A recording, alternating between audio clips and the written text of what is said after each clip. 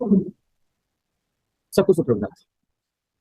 आपको पता है इस संसार में प्रत्येक व्यक्ति के अंदर कुछ न कुछ ऐसे गुण हैं जो उसको सबसे अलग करते हैं। ठीक है, सबके अंदर। ऐसा नहीं है कि केवल किसी एक व्यक्ति के अंदर, सबके अंदर कोई ना कोई गुण होते ही है। ठीक है ना? ठीक है। अब आगे देखिए। आप अपने माइक का वॉल्यूम तेज कर दीजिए। ठीक है। तो यहाँ पर यही सीख हमें मिलेगी कि मुझ में भी कोई गुण है। ठीक है, मुझ में भी कोई गुण है। ओके, सबके अंदर कोई ना कोई गुण होता है, यही हम लोग आज जानेंगे। ठीक है ना? तो गर्मी की एक दोपहरी में एक किसान अपने खेत में काम कर रहा था। गर्मी बहुत अधिक होने के कारण उसने थोड़ी देर विश्राम करने की सोची। सोचा कि चलो बहुत काम कर लिए, थोड़ा आराम कर लेते हैं। उसके बैल भी भूखे और प्यासे थे, भूख लग गई थी उनके बैलों को। और वो लोग भी सोच रहे थे कि हम लोग भी थोड़ा आराम कर ले। ठीक है ना? आगे उसने खेत के पास एक नीम के पेड़ के नीचे अपने बैलों को बांधा और उन्हें चारा पानी देकर खुद भी पेड़ के नीचे सुस्ताने लगा। जल्द ही थकान के मारे उसे नींद आ गई, क्योंकि यहाँ देखते हैं तो दोनों बैल आराम से नीचे छांव में हैं आराम से। ठीक है। ओके। साउंड नहीं आ रहा? सबको मेरी आवाज आ रही है? हाथ उठा दीजिए। सबको मेरी आवाज आ रही है? अगर आ रही है तो हैंड रेस कर दीजिए। सबको आ रही है भाई, इन्हीं को क्यों नहीं आ रही है? तो सिर्फ एक व्यक्ति है जिनको नहीं आ रही है आवाज। वो कौन है? उत्तम कुमार और सिद्धार्थ राय। आप लोग अपना चेक कर लीजिए, फिर से कनेक्ट कीजिए। ठीक है ना? दोबारा ज्वाइन कर लीजिए, आ जाएगी आवाज, क्योंकि सब लोग कह रहे हैं आवाज आ रही है। ठीक है, तो चलिए अब आगे बढ़ते हैं। किसान का कुत्ता जो प्रतिदिन खेतों की रखवाली करने के लिए उसके साथ आता था, वह भी पेड़ के नीचे आ बैठा। अब एक कुत्ता था, वह भी आके बैठ गया। बैलों को कुत्ते का उनके पास बैठना पसंद नहीं आया। बैलों को लगा कि ये कुत्ता यहाँ क्या कर रहा है हम दोनों के बीच। बैलों ने कुत्ते को उनके पास से हटाकर कहीं और जाकर बैठने को कहा। बैलों ने इशारे से कहा कुत्ते को, यहाँ से निकलो, चलो यहाँ नहीं बैठो, हम लोग यहाँ है ना। कुत्ता भला कहाँ मानने वाला था? आखिर वह भी वफादार था। वफादार किसका? इस किसान का। इसीलिए अपने मालिक के पास ही रहना चाहता था। उसने उन्हें वहां से हटकर कहीं और जाकर बैठने से साफ मना कर दिया, बोले हम नहीं जाएंगे। मेरा मालिक जब यही है तो मैं कहीं क्यों आ रहा हूँ? ठीक है, क्लियर? सिद्धार्थ, आप एग्जिट करके दोबारा फिर से ज्वाइन कीजिए। ठीक है ना? आप मीटिंग को छोड़कर फिर से दोबारा ज्वाइन कीजिए, आपको आवाज आएगी, क्योंकि बाकी लोगों को आवाज आ रही है। अगर नहीं आती तो सब लोग हाथ उठाते कि सर मुझे आवाज नहीं आ रही है, बट यहाँ आवाज सबको आ रही है। क्लियर?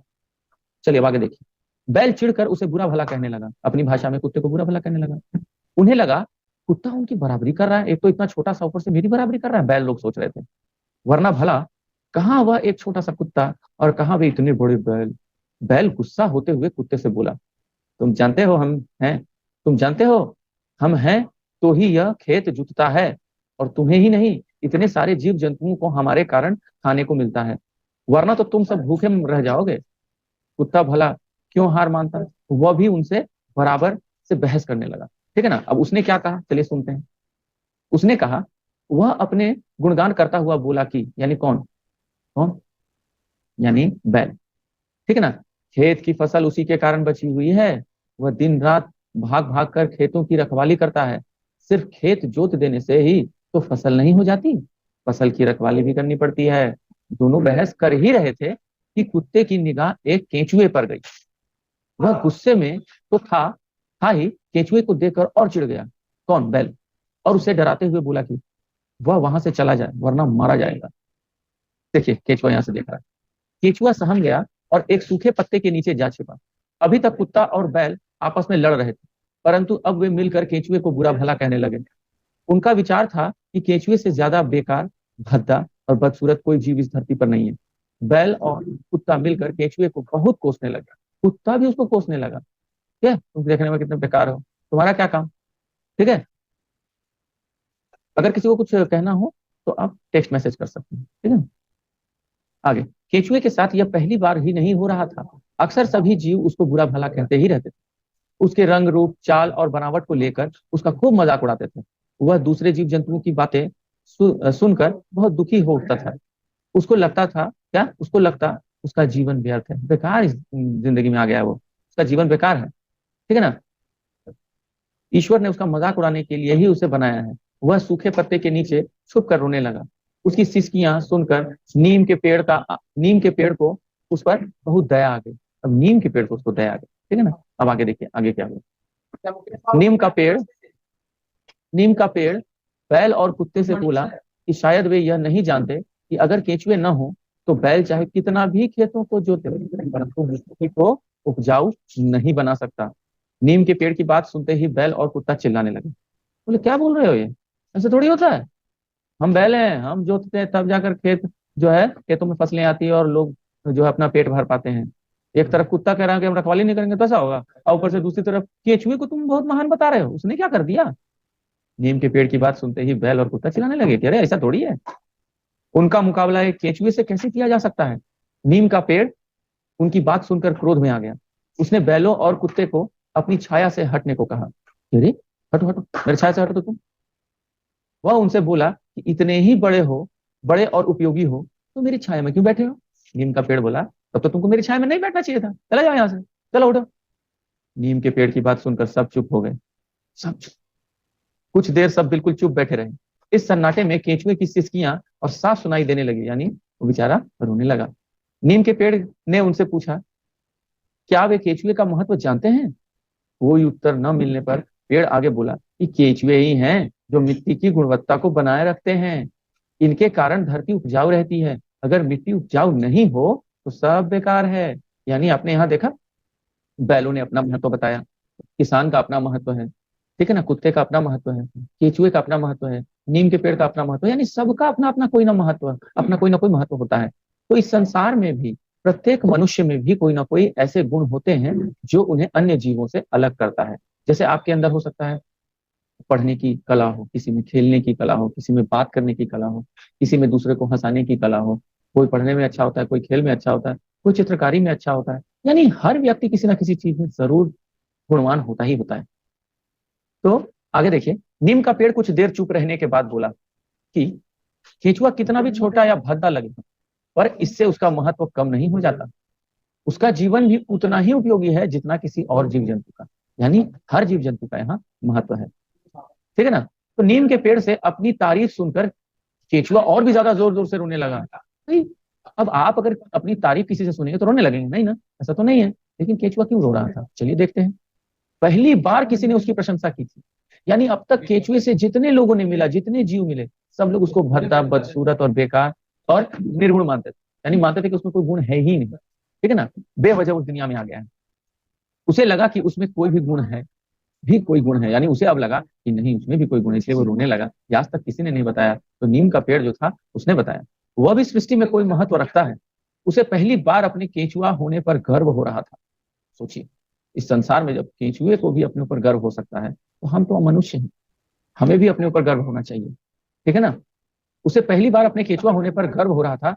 नीम के पेड़ से केचुए का महत्व जानकर कुत्ते और बैल को बहुत शर्म आई। अरे ये हम क्या कह रहे थे, क्या कर रहे थे। बैल को भी शर्म आई, बैल को तो ज्यादा शर्म आ रही थी क्योंकि उसने कुत्ते को भी कम समझा, केचुए को भी कम समझा, किसी को भी कम समझा, ठीक है ना। वे जान चुके थे कि सबका जीवन उपयोगी है, क्योंकि हर छोटे से छोटे जीव में भी कोई ना कोई गुण अवश्य है। ईश्वर ने यह सृष्टि बनाई ही इस तरह है कि कुत्ते ने केचुए के पास बैठकर अपनी पूंछ से उसे दुलार किया। आपको पता है ना कि जब कुत्ते खुश होते हैं तो अपना पूंछ हिलाते हैं, ठीक है ना। ठीक उसी तरह उसने क्या किया, जाकर उस केचुए को दुलार किया। तो वहीं बैलों ने उससे माफी मांगी। बैलों ने कहा, क्या कहा, मुझे माफ कर दो, ठीक है ना। अब सुनिए, अब मुझे ये बताइए कि नीम के पेड़ ने कुत्ते, हाँ इसे कोई प्रश्न। अब आयुष कुमार, सबको मेरी आवाज आ रही है, एड्रेस कर दीजिए जितने लोगों को मेरी आवाज अच्छे से आ रही है। हाँ तो सब यस सर बोल रहे हैं, ये एक दो को इसलिए परेशानी हो रही है क्योंकि उनका नेटवर्क डिस्टर्ब है, ठीक है, क्योंकि बाकी लोगों को मेरी आवाज क्यों आ रही है। चलिए आगे देखिए। नीम के पेड़ ने कुत्ते और बैलों को अपनी छाया से हटने के लिए कहा। कहा था ना, याद आ रहा है। वह उन्हें यह कहकर क्या समझाना चाहता था, बोलिए कौन इसका उत्तर देगा। रुक जाइए, पहले मैं सबका हैंड्स डाउन कर देता हूं, उसके बाद पूछूंगा कौन इसका उत्तर देगा। चलिए सबसे पहले है अक्षय सौम्य, चलिए आप अनम्यूट हो जाइए, बोलिए बोलिए। क्वेश्चन देखो ये तो क्वेश्चन आपके आपके तो सामने है। नीम के पेड़ ने कुत्ते और बैलों को अपनी छाया से हटने के लिए कहा। वह उन्हें यह कहकर क्या समझाना चाहता था, बोलिए। सर वो ने यह कहकर यह समझाना चाहता था कि सबका कोई ना कोई महत्व है। वेरी गुड, बहुत बढ़िया। चलिए ठीक है, अब आप म्यूट हो जाइए। अब नेक्स्ट हम लेते हैं। नेक्स्ट है आयुष कुमार। आयुष कुमार आप अनम्यूट हो जाइए और बोलिए कि सर वो हाँ बोलिए। सर वह बैल और कुत्तों को यह समझाना चाहता था कि हर जीव जंतु में कोई न कोई गुण होता है। वाह, वेरी गुड, एकदम सही जवाब। चलिए नेक्स्ट, आराध्या आप अनम्यूट हो जाइए। उत्तर देकर आपको अपने आप को म्यूट कर लीजिएगा। चलिए बोलिए। सर क्वेश्चन आपके सामने है, ये रहा क्वेश्चन आपके सामने, ये रहा। नीम के पेड़ ने कुत्ते और बैलों को अपनी छाया से हटने के लिए क्यों कहा? वह उन्हें यह कहकर क्या समझा? नीम के पेड़ ने और कुत्ते अपने छाया से हटने के लिए इसलिए कहा क्योंकि वो उसको समझाना चाहता था कि इसमें भी कुछ गुण है। वेरी गुड, ठीक। और वैष्णवी, सॉरी वैष्णवी, हाँ वैष्णवी आप अनम्यूट करिए, बोलिए। वैष्णवी आप अनम्यूट करिए, बोलिए। सर वो अपने से सर वो कुत्तों को और बैल को अपने छाया से हटने के लिए इसलिए कहा क्योंकि वो चाहता था कि सब वो समझे कि सब में एक महात्मा है। हाँ ये बताना चाहता था, वेरी गुड। मयंक, मयंक आप अनम्यूट हो जाइए, आप बोलिए, बोलिए इसका क्या उत्तर होगा?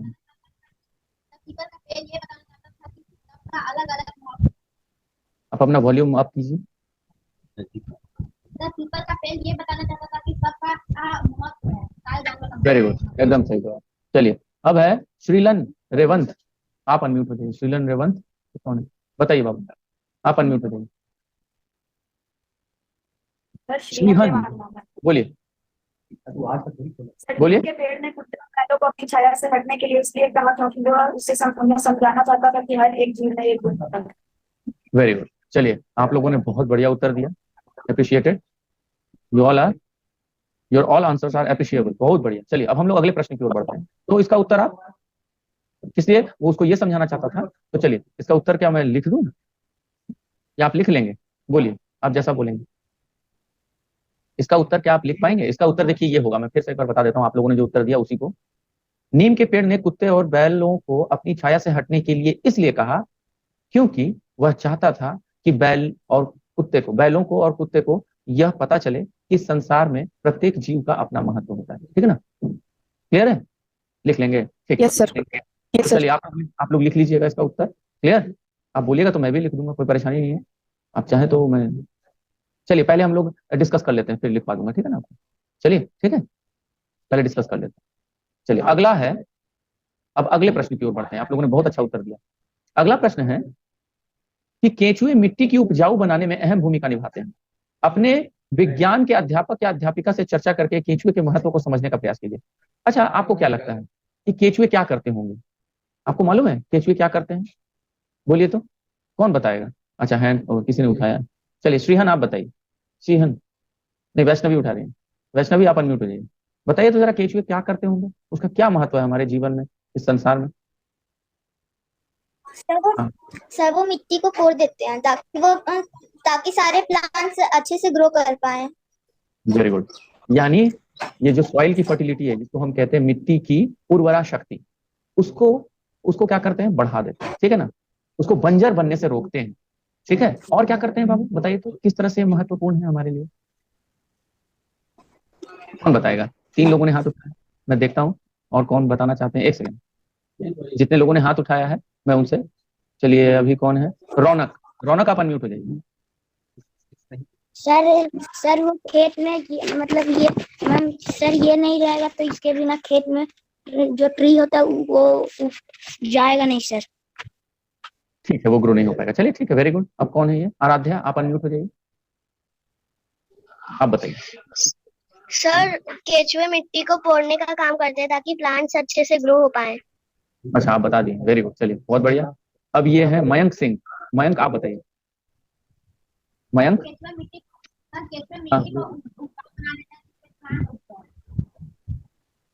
आप ईयरफोन का इस्तेमाल नहीं कर रहे हैं? चलिए कोई बात नहीं, आपकी आवाज कम आ रही है। ठीक है, लेकिन आप उत्तर सही दे रहे हैं। अच्छा वैष्णवी कुमारी, आपने उत्तर दे दिया क्या? वैष्णवी आप अनम्यूट हो जाइए, वैष्णवी आप अनम्यूट हो जाइए। Vaishnavi, yes sir. आपने उत्तर दे दिया? Yes sir. चलिए ठीक है, फिर आप म्यूट हो जाइए। चलिए अब हम अगले प्रश्न की ओर बढ़ते हैं। तब देखिए यहां अगर हम ध्यान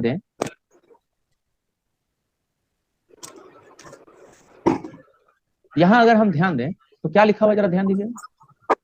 फूड चेन, फूड चेन जानते हैं? जैसे घास को बकरी खाती है